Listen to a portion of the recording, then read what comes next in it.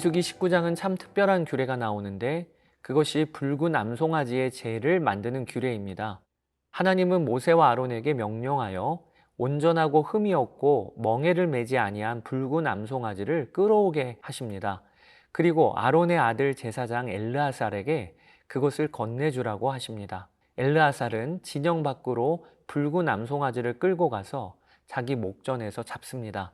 그리고 그 피를 회막 앞을 향하여 7번 뿌리고 나머지는 그 가죽과 고기와 피와 똥까지 불사르게 합니다. 그리고 불사를 때 백향목과 우슬초, 홍색 실도 함께 불사르게 합니다. 그리고 그 재를 남기라고 하시는 겁니다. 참 특별한 내용이지요. 이 재는 부정을 씻는 물에 섞어서 사용이 됩니다. 여러분, 왜 붉은 암송아지일까요? 붉은색은 학자들은 피를 상징하는 것이고 암송아지는 암컷, 생명을 잉태함을 의미한다고 보고 있습니다. 다 생명과 관련이 있는 것이지요. 또 백향목과 우슬초, 홍색실도 함께 불사르라고 하셨는데 이것은 다 나병 환자의 정결 규례에 사용했던 것들로 한 사람을 정결하게 하는 의미가 담긴 도구들이라는 것입니다. 이렇게 제물의 완전한 희생이 치러지고 남아있는 재를 물에 섞어서 언제 사용했는가? 백성이 생활하면서 부정함을 입었을 때 그 사람에게 뿌리라는 것입니다. 이스라엘 백성들은 시체를 만지거나 유골, 뼈를 만지거나 죽은 사람의 무덤을 만지면 그러면 부정하게 됩니다. 죽음은 죄의 결과로 우리에게 주어진 것이지요. 그러니까 죽음을 의미하는 시체나 무덤에 닿게 되면 종교적으로 부정하게 되는 것입니다. 또 어느 장막 안에서 사람이 죽었거나 하면 그 장막 안에 뚜껑을 열어놓은 그릇들이나 장막까지도 부정하게 되었습니다. 이때 붉은 암송아지 재를 물에 섞어서 사람에게나 장막 혹은 물건과 기구에게 뿌리라는 것이죠. 특히 사람의 경우에는 시체를 만져 부정하게 된 이후에 7일 동안 부정하는데 3일째 되는 날에 이 붉은 암송아지 재를 섞은 물을 뿌리고 7일째 되는 날에 또 뿌리면 그러면 정결하게 되어 다시 일상생활을 할 수 있었습니다. 이것이 오늘 민수기 19장의 내용입니다. 사랑하는 여러분, 왜 이런 말씀이 민수기 19장에 갑자기 등장하는 것일까요? 그것은 40년 광야 생활 동안에 20세 이상의 성인들, 출애굽 1세대가 다 죽기 때문이라고 저는 여겨집니다. 이스라엘 백성들은 광야 생활하면서 늘 함께 거주하며 함께 이동했습니다. 거주 지역 단위 인구 밀도가 높은 집단이 광야에서 돌아다닌 이스라엘 백성들이었어요. 특히 출애굽 1세대는 40년이라고 하는 정해진 기간 동안 광야에서 전부 죽음을 맞이해야 했습니다. 그러므로 백성들은 얼마나 자주 그리고 많이 죽은 자와 접촉할 일이 있었겠습니까? 지금의 우리는 살면서 시체를 만지거나 볼 일이 거의 없지요. 그러나 이스라엘 백성들의 광야 생활은 달랐습니다.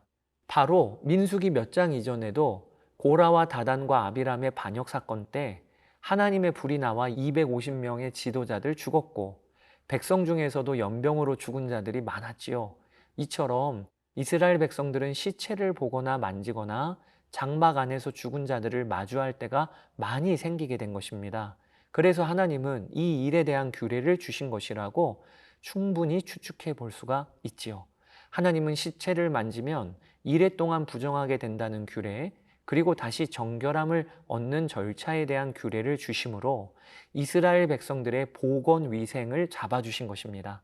가족 혹은 이웃의 시체 앞에서 허둥지둥 대다가 시체에서 나오는 세균이나 바이러스에 노출되지 않도록 하신 것이지요.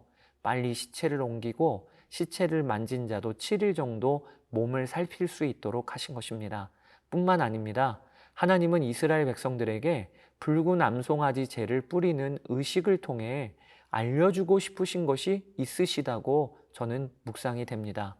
그것이 죄의 결과인 죽음, 이 죽음에서 건짐을 받게 되는 것은 희생 제물의 희생으로 인함이다. 희생 제물에 재가 섞인 물이 내 몸에 뿌려져야 정결함을 받는 것이다. 이것을 끊임없이 교육하게 하시려고 오늘 규례를 주셨다고 묵상을 해봅니다. 사랑하는 여러분, 우리도 우리의 희생 제물이신 예수 그리스도의 피가 뿌려져야 정결함을 받고 영죽을 운명에서 건짐받는 것 아닙니까? 디도서 3장 5절에 우리를 구원하시되 우리가 행한 바 의로운 행위로 말미암지 아니하고 오직 그의 긍휼하심을 따라 중생의 씻음과 성령의 새롭게 하심으로 하셨나니. 붉은 암송아지의 재가 섞인 물, 이 물은요, 한 번 정결하게 하는 효력은 있었지만 영원히 백성을 정결하게 하는 효력은 없었어요. 죽을 수밖에 없는 인간을 영원히 죽음에서 건질 효력이 없었습니다.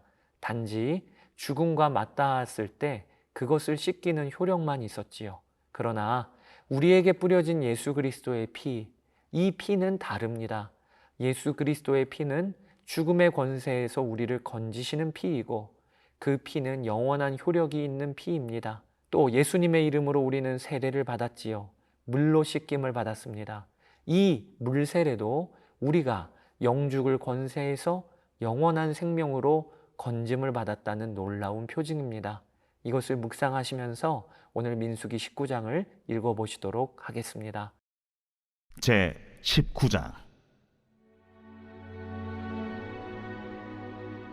여호와께서 모세와 아론에게 말씀하여 이르시되, 여호와께서 명령하시는 법의 율례를 이제 이르노니 이스라엘 자손에게 일러서 온전하여 흠이 없고 아직 멍에 매지 아니한 붉은 암송아지를 내게로 끌어오게 하고 너는 그것을 제사장 엘라살에게 줄 것이요 그는 그것을 진영 밖으로 끌어내어서 자기 목전에서 잡게 할 것이며 제사장 엘라살은 손가락에 그 피를 찍고 그 피를 해막 앞을 향하여 7번 뿌리고 그 암소를 자기 목전에서 불사르게 하되 그 가죽과 고기와 피와 똥을 불사르게 하고 동시에 제사장은 백향목과 우슬초와 홍색 실을 가져다가 암송아지를 사르는 불 가운데에 던질 것이며 제사장은 자기 옷을 빨고 물로 몸을 씻은 후에 진영에 들어갈 것이라.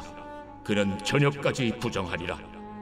송아지를 불사른 자도 자기의 옷을 물로 빨고 물로 그 몸을 씻을 것이라. 그도 저녁까지 부정하리라. 이에 정결한 자가 암송아지의 재를 거두어 진영 밖 정한 곳에 둘지니 이것은 이스라엘 자손 회중을 위하여 간직하였다가 부정을 씻는 물을 위해 간직할지니 그것은 속죄제니라. 암송아지의 재를 거둔 자도 자기 옷을 빨 것이며 저녁까지 부정하리라. 이는 이스라엘 자손과 그 중에 거류하는 외인에게 영원한 율례니라. 사람의 시체를 만진 자는 이래 동안 부정하리니 그는 셋째 날과 일곱째 날에 잿물로 자신을 정결하게 할 것이라. 그리하면 정하려니와 셋째 날과 일곱째 날에 자신을 정결하게 하지 아니하면 그냥 부정하니 누구든지 죽은 사람의 시체를 만지고 자신을 정결하게 하지 아니하는 자는 여호와의 성막을 더럽힘이라. 그가 이스라엘에서 끊어질 것은 정결하게 하는 물을 그에게 뿌리지 아니하므로 깨끗하게 되지 못하고 그 부정함이 그대로 있음이니라. 장막에서 사람이 죽을 때의 법은 이러하니 누구든지 그 장막에 들어가는 자와 그 장막에 있는 자가 이래 동안 부정할 것이며 뚜껑을 열어놓고 덮지 아니한 그릇은 모두 부정하니라. 누구든지 들에서 칼에 죽은 자나 시체나 사람의 뼈나 무덤을 만졌으면 이래 동안 부정하리니 그 부정한 자를 위하여 죄를 깨끗하게 하려고 불사른 재를 가져다가 흐르는 물과 함께 그릇에 담고 정결한 자가 우슬초를 가져다가 그물을 찍어 장막과 그 모든 기구와 거기 있는 사람들에게 뿌리고 또 뼈나 죽임을 당한 자나 시체나 무덤을 만진 자에게 뿌리되 그 정결한 자가 셋째 날과 일곱째 날에 그 부정한 자에게 뿌려서 일곱째 날에 그를 정결하게 할 것이며 그는 자기 옷을 빨고 물로 몸을 씻을 것이라. 저녁이면 정결하리라. 사람이 부정하고도 자신을 정결하게 하지 아니하면 여호와의 성소를 더럽힘이니 그러므로 회중 가운데서 끊어질 것이니라. 그는 정결하게 하는 물로 뿌림을 받지 아니하였은즉 부정하니라. 이는 그들의 영구한 율례니라. 정결하게 하는 물을 뿌린 자는 자기 옷을 빨 것이며 정결하게 하는 물을 만지는 자는 저녁까지 부정할 것이며 부정한 자가 만진 것은 무엇이든지 부정할 것이며 그것을 만지는 자도 저녁까지 부정하리라.